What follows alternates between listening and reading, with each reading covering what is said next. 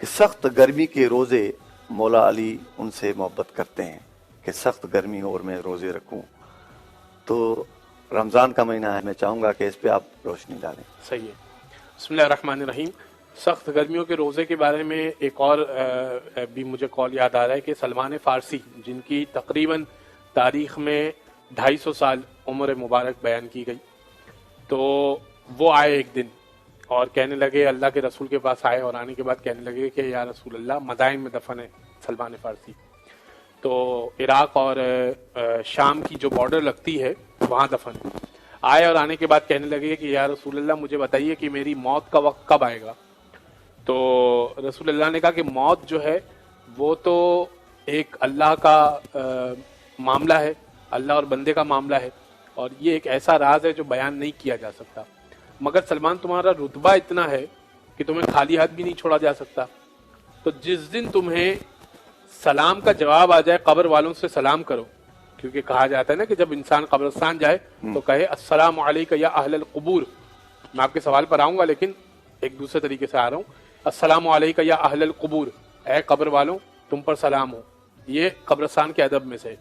کہا اے سلمان, جس دن تمہیں سلام کا جواب آ جائے اس دن سمجھنا کہ تمہاری موت قریب ہے.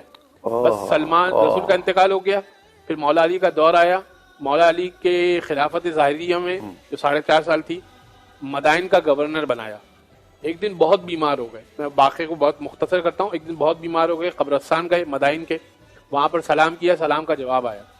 تو اس مردے سے سوال کیا جو قبر کے اندر ہے, کہ سلمان نے پوچھا کہ یہ بتا, اب مجھے تو یقین آ گیا کہ موت قریب ہے میری, کیونکہ رسول اللہ کی حدیث ہے کہ جب سلام کا جواب تمہیں سنائی دے دے جس دن, اس دن سے قریب ہے تمہاری موت, اس دن کے بعد سے.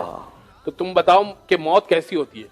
اس مردے نے یہ کہا کہ اے سلمان, موت اتنی سخت ہے کہ میں رسول اللہ کے زمانے میں میرا انتقال ہوا تھا, اور اب تقریباً جو ہے وہ 40 سال ہو گئے, اور میں اس لحظے کو, اس لمحے کو نہیں بھولا کہ جب میری موت ہوئی, اگرچہ کہ میں قبر کے عذاب میں مبتلا رہا.